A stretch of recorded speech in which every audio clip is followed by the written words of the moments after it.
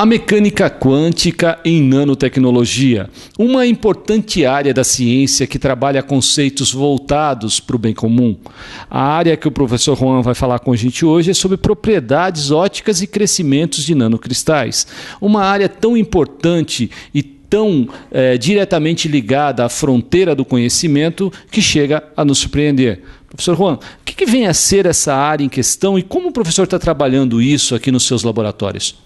Sí, bueno, este proyecto de investigación entra dentro de una línea de colaboración que llevamos mucho tiempo aquí con el profesor Erson Longo en el LIEC. Y básicamente se trata de aplicar y utilizar los conceptos de la mecánica cuántica para utilizarlos en un campo tan vasto como la nanociencia o la nanotecnología. Professor, mas nesse caso, a aplicação em nanotecnologia dessa importante área se dá de que forma? Quais os experimentos que estão sendo feitos e a aplicação dos mesmos? Sí, básicamente el tema es que la materia cuando tiene una escala de tamaño de 1 a 100 nanómetros tiene unas propiedades totalmente diferentes a escala macro o a escala micro, y eso hace que esta línea de investigación tenga muchas posibilidades por sus aplicaciones tecnológicas. Nosotros lo que estamos haciendo es dándole una visión de todas estas propiedades desde el punto de vista de un químico teórico, de una persona que trabaja en mecânica quântica.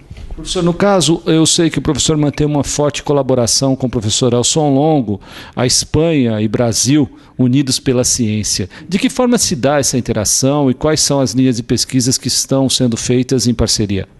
Sí, bueno, esta línea de investigación viene casi desde hace 25 años y tenemos una larga experiencia, ¿no? Desde estudiantes que han hecho el doctorado, que ahora son profesores y titulares en diferentes universidades de Brasil, como en diferentes investigadores de España que han venido aquí en el LIEC. Y bueno, y como siempre, siempre hay cosas que hacer y cada año pues seguimos trabajando en esta línea que tiene muchas posibilidades. Professor, o que vem a ser, para quem quer entender um pouquinho, a pesquisa feita em nanocristais? O que está sendo proposto? O que de inovador vem por aí? Sí, bueno, es una línea de investigación muy innovadora y creativa, porque están apareciendo unos fenómenos totalmente diferentes, y eso hace que las teorías, las simulaciones, las técnicas experimentales tengan que avanzar muy rápidamente para intentar explicar fenómenos que hasta ahora eran prácticamente desconocidos. Professor, no caso de propriedades ópticas, quando nós falamos em nanotecnologia e propriedades ópticas, é algo assim, um material numa escala nanométrica, ele tem propriedades ópticas, como elas podem ser medidas e estudadas? Sí, bueno, todos los materiales, casi todos, tienen propiedades ópticas. Lo que ocurre es que a escala nano presentan un rango de propiedades diferentes al bulk o a la fase macro. Entonces, bueno, ahí aparecen lo que en la bibliografía se llama efectos cuánticos. De ahí la importancia de aplicar la mecánica cuántica a este tipo de propiedades. Entonces, básicamente, una propiedad óptica es muy fácil de entender. O sea, un color, una propiedad óptica tiene que ver con la interacción con la radiación electromagnética. Cuando un material tiene escala nano, ese color o esa propiedad óptica cambia totalmente. Entonces, la mecánica cuántica tiene que explicar el porqué de esa propiedad y de esa función, y básicamente lo que se hace es calcular o simular los estados excitados que son los responsables del color o de la propiedad óptica que ese material tiene a escala nano. Agora, professor, nas suas mais recentes publicações, o que o professor tem escrito e de que forma o professor tem defendido a nanotecnologia? Logicamente, o professor deve ter muita presença na Europa e em outros países também, inclusive no Brasil. Mas o que o professor vem escrevendo quando o assunto são papers, quando assuntos são assuntos de importância para a ciência e as suas aplicações? Sí, bueno, yo creo que el punto diferencial que tenemos es que, bueno, en la nanotecnología está claro que para estudiar esos materiales uno que tiene que tener unas técnicas de medida muy sofisticadas, microscopía de transmisión, de barridura, etcétera. el diferencial nuestro, y es lo que nos distingue lo que hacemos aquí en Brasil con el profesor Longo, es que somos pioneros a la hora de aplicar la mecánica cuántica a este tipo de propiedades. Ese es nuestro diferencial. Exato. Professor, agora, quando as pessoas imaginam assim, a ciência brasileira, explorando um pouco seu conhecimento bilateral Brasil-Espanha, a ciência brasileira e a ciência da Espanha, elas estão juntas, elas caminham muito próximas. Quais as principais linhas de pesquisas que ora estão sendo feitas lá na tua região, lá na Espanha, né? E aqui no Brasil propriamente dita? Onde que elas caminham juntas ou há momentos em que elas estão diferentes em algumas linhas de pesquisa? Hombre, yo creo que la ciencia no entiende de nacionalidades, ni es brasileña ni es española, es universal. Y lo que está claro es que, tal y conforme está la investigación a nivel internacional, lo que es fundamental es tener colaboraciones, pero no solamente entre países diferentes, sino entre diferentes áreas de conocimiento. Es fundamental que un químico pueda colaborar o trabajar con un físico, con un biólogo, con un ingeniero de materiales, y ahí, en esa interdisciplinaridad, está la riqueza de la investigación.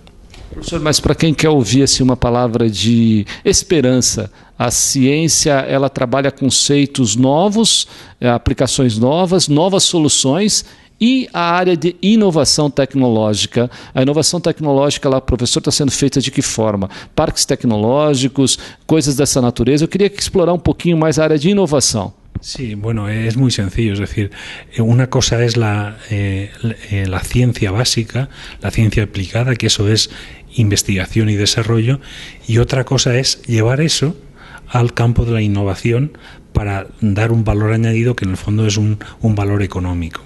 Ahí está la clave.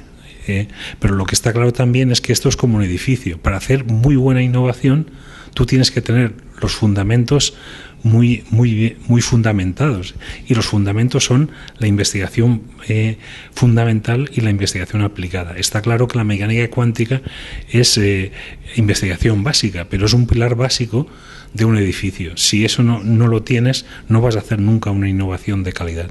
Com certeza, é a ciência básica dando suporte aí para que a gente possa ter aplicação. Agora, professor, me fale uma coisa, para quem pensa em ser cientista, pesquisador, investigador, qual a palavra de uma pessoa que já orientou tanto, ensinou tanto, escreveu tanto, vive ciência há muito tempo? Qual é a mensagem básica de um pesquisador com renome internacional? Sí, bueno, yo creo que la palabra fundamental es que es una profesión vocacional, es decir, es una vocación. Uno le tiene que gustar mucho la ciencia, porque los científicos normalmente no trabajan por dinero, sino que simplemente la cuestión profesional y el hacer las cosas bien hechas con esfuerzo lo que uno valora, lo demás da lo mismo. Y después la otra diferencial también es el ambiente de trabajo, es decir, un buen científico, un buen laboratorio de investigación tiene que estar en un ambiente de trabajo donde un investigador vaya allí a aprender y realmente no vaya a trabajar, sino vaya a disfrutar y a progresar cada día en su campo de trabajo. Agora, se nós fôssemos explorar um pouquinho a trajetória do professor Juan, de que forma que tudo começou, professor? A gente nunca te fez essa pergunta, hoje eu gostaria de fazer, quebrar o gelo, na verdade. O professor teve a formação, aquele menininho que estudou em um colégio como tantos outros aqui no Brasil, e depois foi se entendendo a área que mais gostava, né? Se nós fôssemos falar um pouco da sua trajetória pessoal, como começou tudo, professor? Onde o professor estudou, o que estudou para chegar hoje a un postdoctor? Sí, bueno, yo nací en un pueblo relativamente pequeño que se llama Villarreal, que está en la costa del Mediterráneo. Ahora ese pueblo es famoso porque este año no, pero ha tenido un equipo en primera división de fútbol. Y yo estudié en la escuela pública, en el instituto público. Después pasé al Colegio Universitario de Castellón, que dependía de la Universidad de Valencia. Después terminé los estudios de química en Valencia, y ahí en el último curso de carrera yo me di cuenta que mi vocación, lo que me gustaba, era la investigación en química y la mecánica cuántica. La mayoría de mis compañeros que terminábamos los cursos entonces ellos fueron para la industria, porque en Castellón está concentrada el 95% de la industria cerámica del país, y yo preferí pues empezar los estudios de doctorado en Valencia.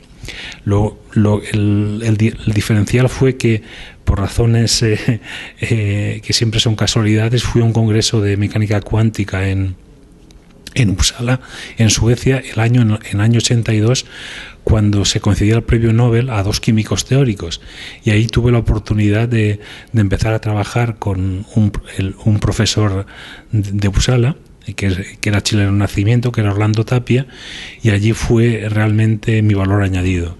Hice la tesis doctoral en Valencia y después ya me trasladé a Uppsala a trabajar en el laboratorio de mecánica cuántica de este profesor, donde permanecí 6-7 años.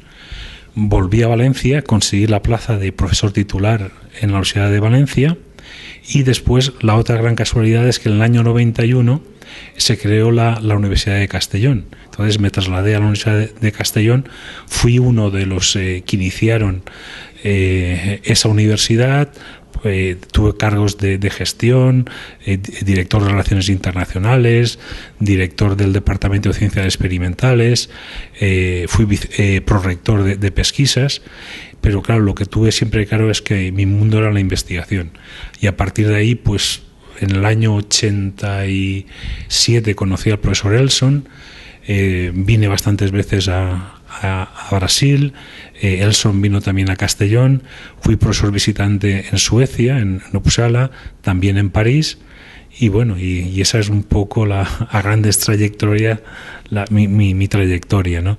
Y ya está. Uma trajetória bonita de pesquisador renomado, de uma pessoa que pensa ciência, vive ciência e sabe muito bem o que quer. Ele sabe fazer ciência como ninguém, mas mais do que tudo, um excelente ser humano.